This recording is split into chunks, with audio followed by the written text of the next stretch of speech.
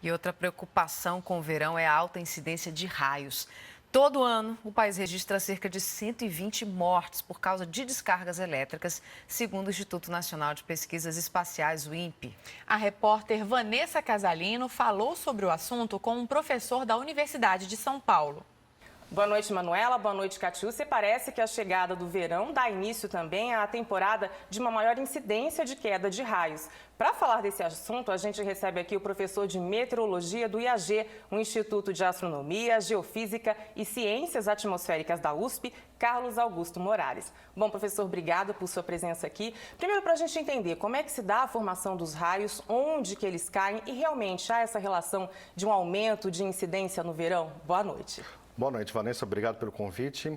Sim, os raios, eles estão associados a algumas nuvens em particular, que são as nuvens cumulonimbus, que têm desenvolvimento vertical acentuado, que possibilitam a formação de pedras de granizo. Essas pedras de granizo, ao se chocarem com outros cristais de gelo que se formam dentro dessas nuvens, acabam transferindo cargas elétricas em positivas e negativas. Então, o que acontece? Essas nuvens, em geral, elas se formam em determinadas épocas do ano. Em geral, ou seja, elas se formam no verão porque você tem grande quantidade de radiação solar, então fica mais quente o ar, e na região tropical porque você tem muito mais umidade, então acaba favorecendo então, a formação desses tipos de nuvens que acabam gerando então essas descargas elétricas. E qual o local que o raio escolhe para cair? Como é que ele determina o local onde ele vai cair? Bom, na verdade, isso é uma coisa ainda uma incógnita para a gente ainda não consegue determinar onde que o raio vai cair. Porém, nós conseguimos localizar aonde os raios estão caindo, né? O que a gente aprendeu ao mensurar essas observações de raios, ou seja, tanto dentro da nuvem como fora da nuvem, foi que eles se formam geralmente em regiões onde tem muitas cargas elétricas. E aí a gente tem uma área em potencial onde eles podem cair. Mas o que acontece? Uma vez que se formam as tempestades, elas vão se deslocando e a gente vai vendo aonde que eles estão caindo, mas a gente não consegue ainda prever aonde esses raios vão cair. Em geral, os raios são muito mais frequentes, né? Vamos dizer, de cada 100 raios que são observados no planeta, 90 deles estão dentro da nuvem e somente 10 vão para a Terra.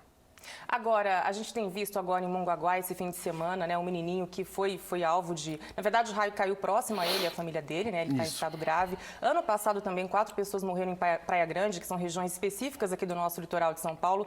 Por que esses raios caem nessa região? São descampados? Onde que as pessoas ficam mais vulneráveis, mais sensíveis à queda de raios e daí até para se proteger? Bom, boa pergunta, Vanessa. Isso eu acho que pode atender a várias pessoas do público em geral. Aquela região ela não tem preferência alguma, tanto faz Mongaguá como Santos, Praia Grande, Guarujá, São Sebastião, todas elas têm quase que a mesma densidade de raios. O que acontece é que as tempestades elas vêm constantemente, na época do verão elas vão vir, ou seja, São Pedro atua independentemente da estação do ano, então ele vem. E o que acaba acontecendo é que nessa tempestade que aconteceu lá em Mongaguá, para vocês terem uma ideia, a gente teve mais ou menos, no intervalo de 1h30, mais ou menos, da ordem de 2.200, 2.300 raios, né? E a maior concentração de raios não estava em Mongaguá, estava em Peruíbe. Estava 20 quilômetros antes de lá, né? Só que o que acontece? As pessoas têm aquela falsa ilusão, o raio está lá fora, eu ouvi o trovão, não vai acontecer nada comigo. Só que o que acontece? As pessoas, elas não saem de lá, ou seja, elas são o local, ou seja, elas são o objeto mais próximo entre a nuvem e a Terra. Então o que acaba acontecendo é que se tiver uma descarga elétrica, acaba indo para lá.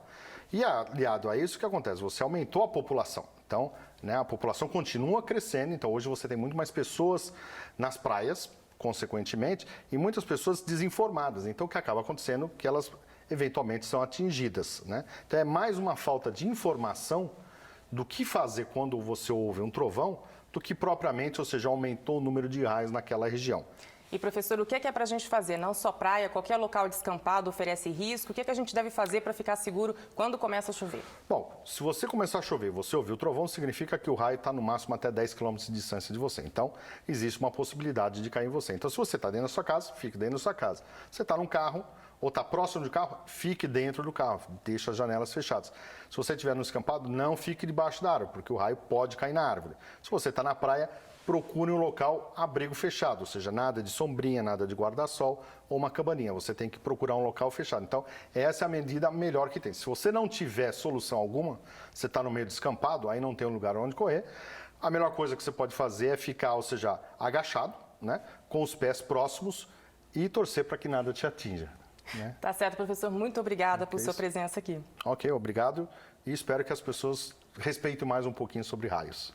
Ok, nós conversamos com o professor de meteorologia do IAG, o Instituto de Astronomia, Geofísica e Ciências Atmosféricas da USP, Carlos Augusto Morales. Voltamos a Brasília.